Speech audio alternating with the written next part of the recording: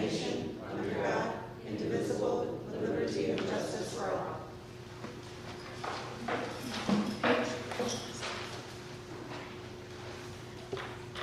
We have a presentation scheduled.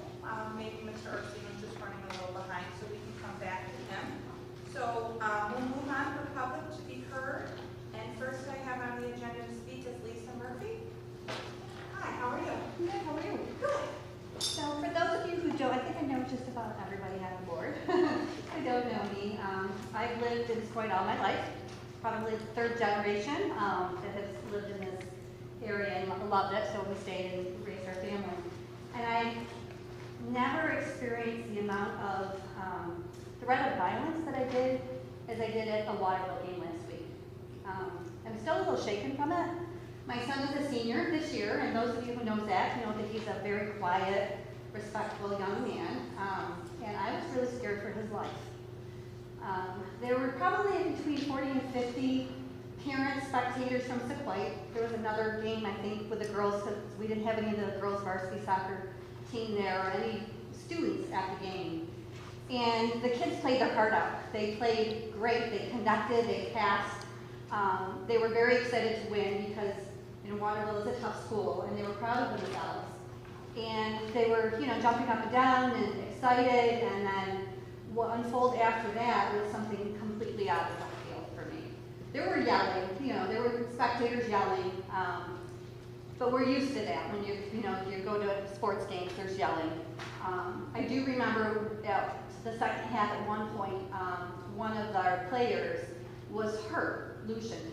He has back injury, and he was out the second half, and he was down for a while. And they stopped the clock, and the coach went out to see how he was doing. And I don't know if it was a parent or a student, but I could hear very loudly yell, "Get up, you effing pussy, stop faking it." And at the time, all of the Waterville kids were in a huddle. No one took a knee. They're all kind of like chuckling and talking amongst themselves, and were very disrespectful.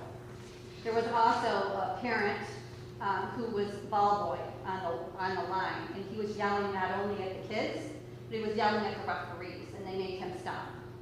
And they told him to get off the field. Either he was told, or he got off the field because of strong suggestions. But at the end of the night, like most schools, the kids come off the field. Waterville came off the field, the parents met them, and then it just seemed like it had erupted. Like people were yelling and screaming and threatening the kids and threatening the coaches.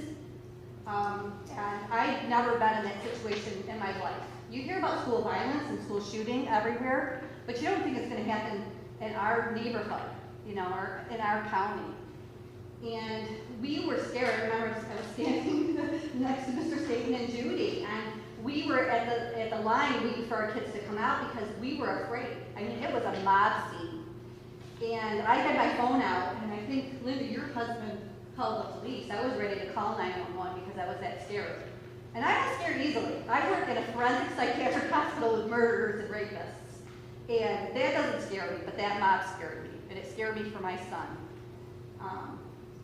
When the kids were kind of held back, they were really entrapped on the field.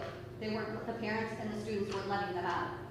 Mr. Gifford, I want to say, I would love to just share that he did his very best as the athletic director for Waterville to get the parents and the students to make way for our kids to go through. And there was a security person there that was helping too. As they got to the entrance, we were shepherding them to the bus because we continually heard yelling and threats at the kids. My son told me later that evening when he got home that he heard kids yelling and swearing at the bus, and they threatened to drive the bus off the road.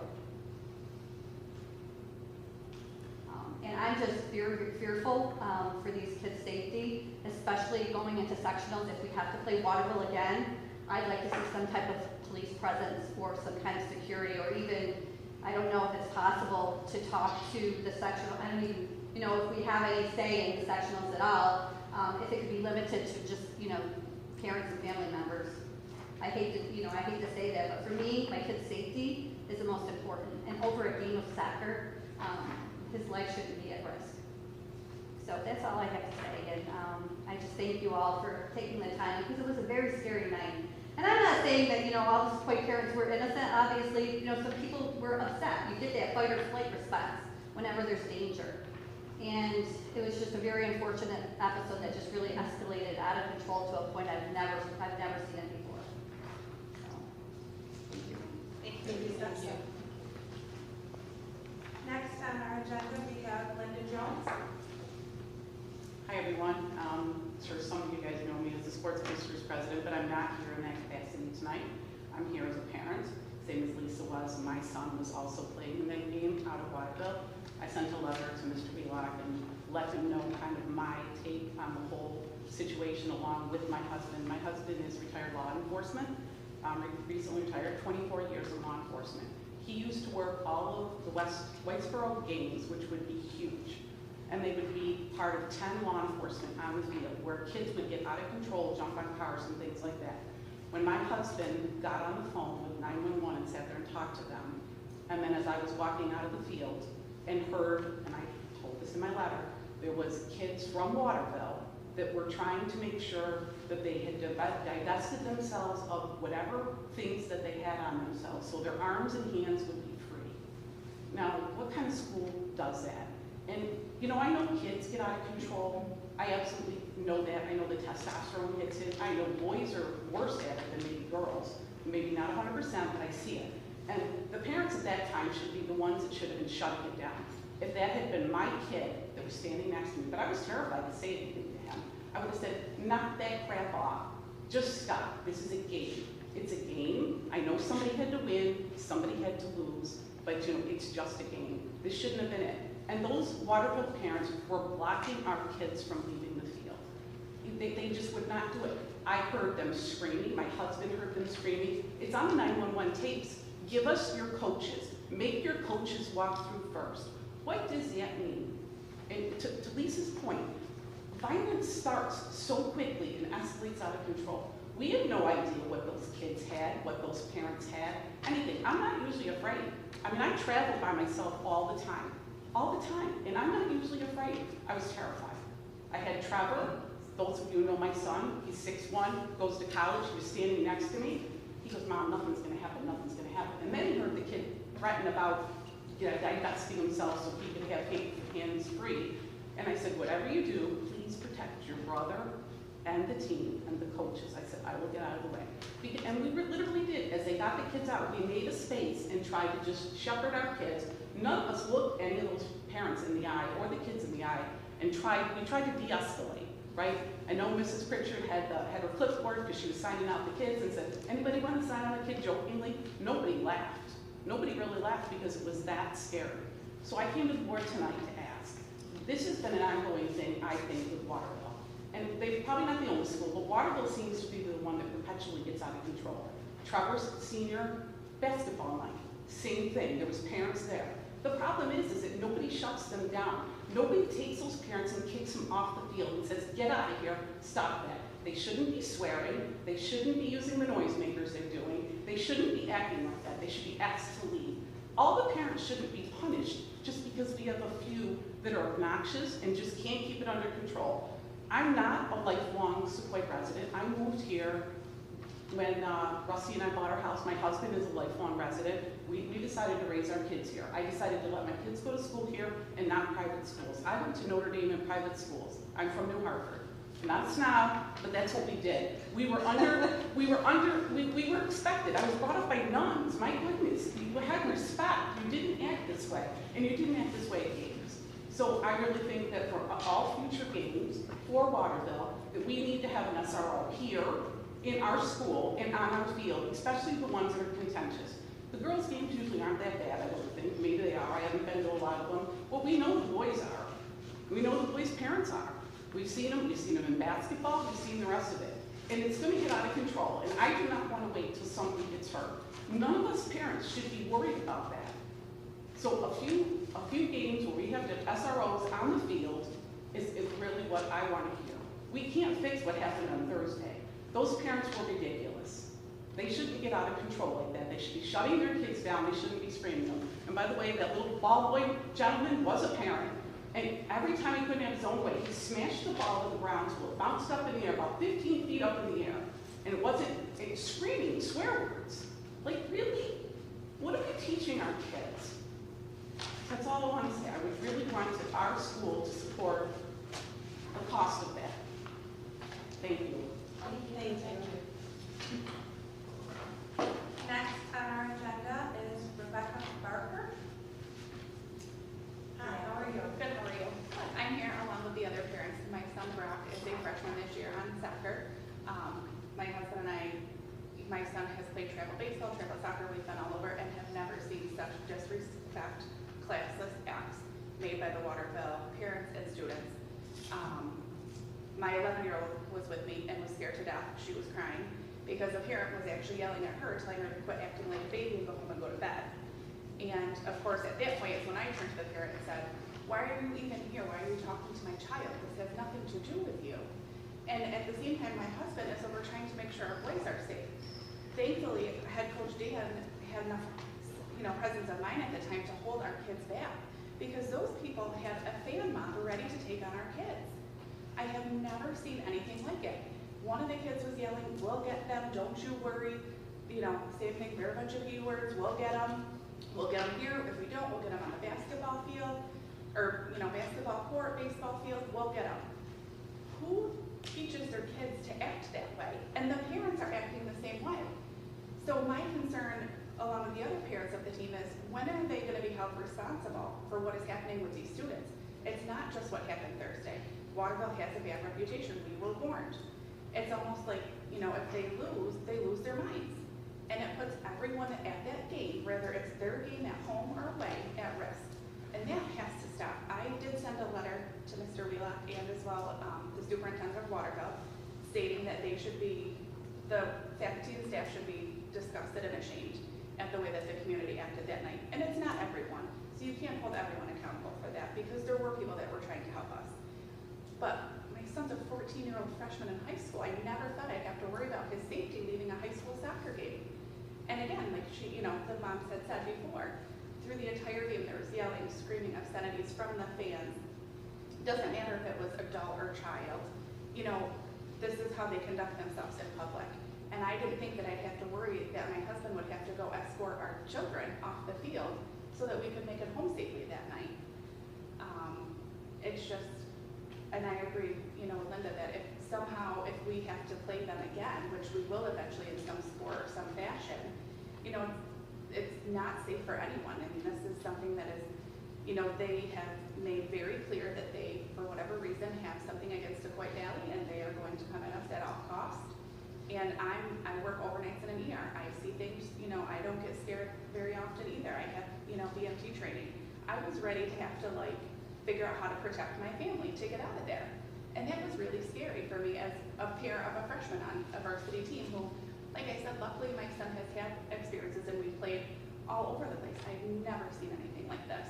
I just want to make sure if we have to play Waterville again, that we have to have some sort of security stepped up. And they need to be held accountable as far as I'm concerned for what they're letting their parents and students act like in Section 3. Because it is not an example that I would think any school district would want them to be known for, because that is what is coming of this. And I just want, all of our kids to be able to go and have a good time and play. And, they worked really hard, like they said, they earned that win. And just because, the home team loss doesn't give them the right to absolutely lose their minds and to put everyone's life at danger because they can't handle losing a soccer game. Thank you very much. Thank you. And our last person on the agenda for this evening is Sarah Hinman. Hello. Hi, how are you? Good, how are you? Good. This is my first time coming to a school board meeting, so thank you Welcome. thank you for allowing. This is a wonderful format. My son Thomas is a freshman, enjoying it, loving it so far. It's been a great transition to high school. He's also obviously on the varsity soccer team, and we were at the game last week as well. I did send a letter. I'm going to read that just because I want to make sure that the board members, I did email it to all of you. I only heard back from 2 board members. I just wanted to make sure it's part of the record that everybody did receive it and heard it. And then I just have a few comments after that. I'm reaching out to express my utter sadness and horrification following the boys' varsity soccer game against Waterville on Tuesday, October 6th. Let me start by saying that soccer is a fierce sport, and our boys play hard. Our boys played their hearts out at the game, knowing a win against Waterville was a long time coming, with losses several years in a row and the possibility of clinching their seat in sectionals. The entire game was fired up, with the boys playing exceptionally well. As the game ended, what began to transpire is like something I've never seen before. Parents from the opposing team began yelling obscenities over the fence at our students, coaches, and officials. The officials carded not only one player, but then from what we could tell, it looked like the entire Waterville bench after the conclusion of the game, due to an incident that happened on the field between a Waterville player and the coach. From there, highly offensive, the Waterville parents became enraged and strove yelling and screaming. The statements being made were highly offensive, not only to our athletes, but to our parents. A crowd of Waterville parents and students then began to gather at the opening of the field, blocking the way for our boys to exit. Waterville parents and students were taunting our boys and coaches, continuing to yell vulgar and obscene comments. It was at this point that the environment started to feel extremely unsafe and downright scary. A handful of parents that were near me began to dial 911 to request a police presence, as we did not believe we were going to be able to safely get our athletes off the field.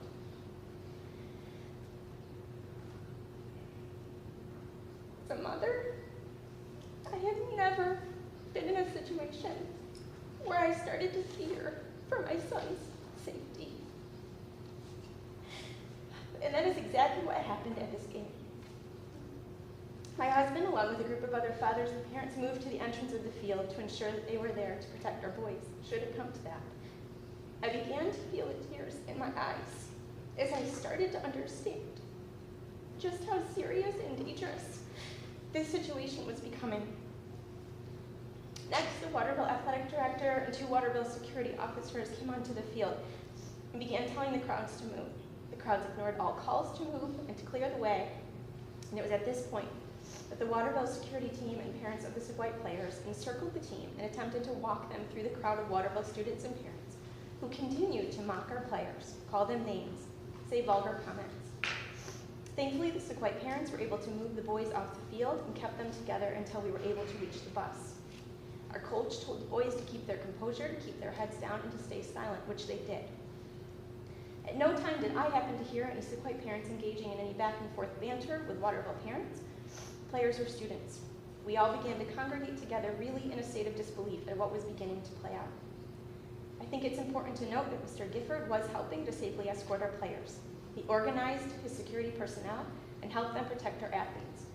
As he was walking alongside us, he made eye contact with us and said he was extremely sorry for the events that were unfolding. It seemed clear to me that he saw what had transpired at the hands of his students, athletes, and parents. I am appreciative of his efforts and the efforts of his security team that assisted our parents and kept our boys safe. I never imagined I would need to write a letter like this. I hope that you can understand the level of fear I truly felt for my son, which would drive me to take this action. Thank you for all that our district does to serve and protect our students and our greater community. Although it was a scary event, last night showed the strength of the Sauquoit Valley and how we are able to come together to keep our students safe. As all the other moms have said, this was an extremely unfortunate situation. I'm sure it may feel a bit dramatic to hear our story or to see me in tears. I'm also not easily scared. Thank goodness, as parents, we are very lucky that we don't live in a world, for the most part, where we have to fear for our children's safety on a day-to-day basis. So for me to experience that for the first time was unimaginable. I hope an event like this is never repeated. As a mom, I say all of this. As a senior vice president and chief marketing officer of a billion-dollar insurance company, I say this. I encourage you to please work with our athletic director and to consider safety measures that can be put in place at all sporting events going forward as a precautionary and proactive measure. We cannot control what happens on someone else's grounds, but we have the ability here to do our best proactively to keep all students and athletes safe at every single event we host. Although it's sad to say, the teachers in the stands were not capable of doing anything to stop the behavior that was occurring at Waterville. And I doubt they would have been able to do it here at Sauquoit. Before our district experiences what transpired in Waterville, I encourage you to take these proactive measures. Thank you very much.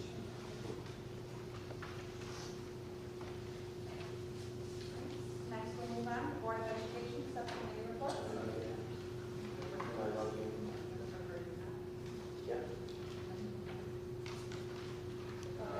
No, I have no reports for subcommittee nor for superintendent.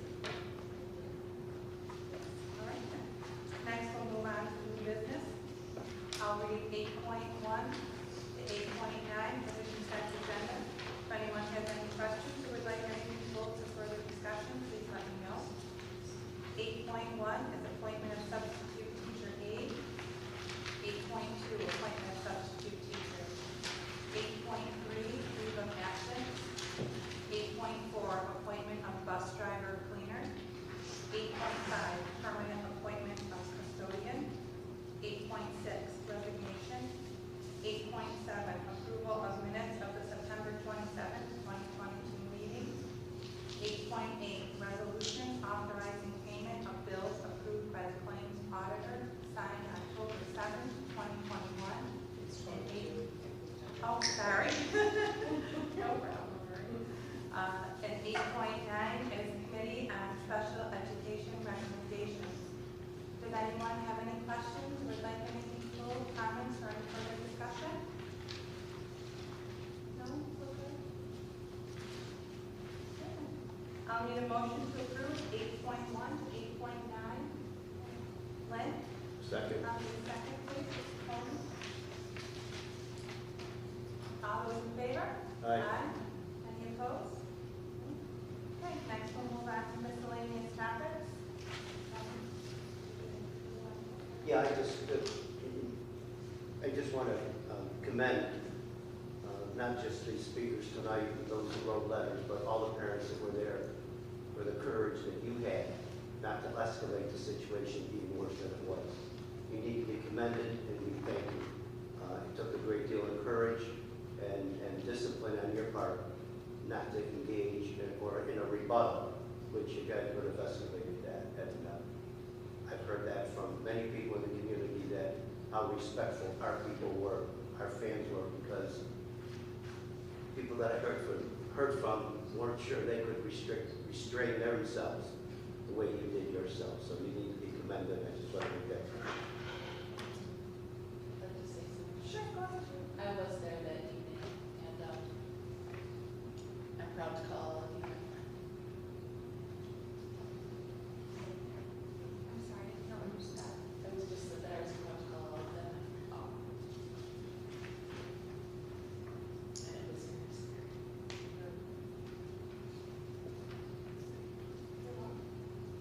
Anyone else? Any other miscellaneous topics? I'll just add here, and certainly thank you, as I did try to reply, or what I did for everybody that did send an email, that at least we were looking into the events, and thank you for sharing their accounts of that evening. As we conducted our own investigation in-house too, as to what went wrong, or what went on at the game, and we'll continue to do that as things come to light. I think the point that's brought up as far as security at our games, and I think that is something we should discuss at the board level. It's no secret that, frankly, fan behavior I've been in athletics my whole life. Most of the time as an athlete, you can block it out and you don't really pay attention to it in the stands, but you do know what's going on. As a spectator or as a school official, I've been to a lot of games over my years. And, it's emotions obviously run high with people, but it seems to continue to escalate to new levels. Attacks on officials, attacks on coaches, and now it's certainly resonating to players. And that's, as somebody said, it's high school athletics. I won't just say soccer, it's high school athletics. And it's getting so far out of perspective that you're right, putting chaperones in the stands, and maybe they can help contain our kids. But adults, they're going to do what they want to do. And there's this sense of we can do this with no recourse. And so as a board request has certainly come to say, hey, consider having law enforcement at games. Nobody wants to do that, but probably something we should consider as opposed to, definitely we've, I will say when I was first here as athletic director, there were basketball games, all basketball games were, especially boys basketball games were a community-based event. It grabbed a lot of people. You close them into a closed gym, and tempers would rise sometimes. And we typically had somebody here for those games. And one consideration is, hey, for particular events, we may want to consider that. Another one was for all events. Certainly, there's a cost. So, with that brought up to us, that is something as a board, we would want some direction on, and what. And I don't need an answer tonight, but we can do some measures certainly in the meantime. But going forward in the future, knowing this is occurring, that we do parent meetings, and I know Mr. Jones covers this stuff. We expect our coaches to cover the sportsmanship piece with our kids, and but yet we still have this. And as an athlete, I love playing in front of a crowd. The bigger, the better. It was exciting. You don't want to take that away from kids, but we need to keep it in perspective. We need to, it's still, education, competitive. I get it, especially as you get up to the varsity level. But it is still an educational moment. It's a moment in time where athletes, it's something they resonate. It's part of their memories of their high school experience. Being part of an athletic team or an extracurricular club that's active and that they felt were very much a part of and made their high school experience a more enriching experience. We don't want to take that away. Having fans there is part of that experience, but we have a severe shortage in officials. It isn't easy finding coaches. We'll hear it from people, and we got to do something with this coach. Who's next in line? A lot of people will say something, but nobody wants to step up and be that person that can demonstrate they can do better, or they will do better. They will lead in a different way and help our programs in a different way. But they always want us to find somebody that's going to do better. In that respect. So it's getting harder and harder to find those people willing to do it. It's getting harder and harder to find officials. We're going to get to a point where we will, and we are. We're doing it now, and unfortunately, it leads to some of the lower levels, JV and modified games, where maybe they only get one official, or maybe that game has to be postponed to a different night so they can have coverage for officials. But that's going to be a problem that isn't easily going to be fixed. That's something that certainly we have. That's where we are here in society. But just my 2 cents, I guess. And just wanted to make sure that the board, if you have any further discussion or something we continue to talk about with greater security presence at our events. I have a couple things. Quickly, I just wanted to address all of the moms that talked. I know a couple of you, a couple faces I don't recognize. Thank you for sharing. I know it's not easy, to kind of tell this story to people that you don't know. I absolutely can put myself in your shoes and understand how awful and terrifying that must have been, and I'm sorry that you guys had to go through that. I picture standing in that spot at that moment with my daughter, and I would be very upset, and I'm upset for you guys, and I'm sorry that that happened. I think it's really important to also, think about when these two schools come together, and I'm going to kind of turn my attention away, but have we talked about, the two schools, Waterville and Sauquoit's athletic directors, have we talked about a plan if these two schools have to come together? I don't I don't know a lot about soccer, but so when the season's progressing, do we know? Because, you know, I can't imagine without something solid. I would, you know, anticipate parents just saying, you know what, I'm not comfortable even bringing my child. And I have a question actually that maybe that's on that. If we do play them again, in soccer, I think that there needs to be, and I don't know if we're allowed to do this, but I think that given, you know, the investigation that took place, we should be able to ask for their forfeiture. They broke their own school's code of conduct. I'm certain that Waterville is dealing with this in their manner.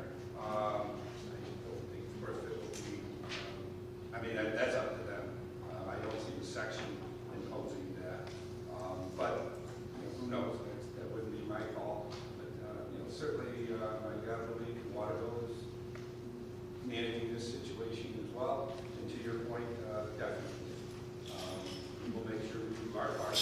Or, you know, if the game is played over there, or if it's here, and have a plan of attack. So if the sectional, so say the two schools do come together in the sectionals game, will it be at one of these schools? Is that how that works? Most likely, given the records, it would be a match that would be at the higher seed, whoever is ranked higher in the seed. Okay, but it would be at Waterville or at Sauquoit. Right, unless it gets to, I can't remember if semifinals are still at the higher seed site, but if it happened to be in the finals, then it would be a neutral site. Right. But same perspective, I think we still need to make sure we have a presence, no matter where it's played. Definitely. I understand the rivalry with Waterville, but I think it's imperative right now that for all events, the Waterville incident could happen against anyone. It's unfortunate that it was triggered that day, but as Ron said, this is the climate that's out there today. We know what happened in Pop Warner football just a year or two ago. Parents after parents, and it exists everywhere. So I think if we're to initiate better security, competent, capable individuals at all our events.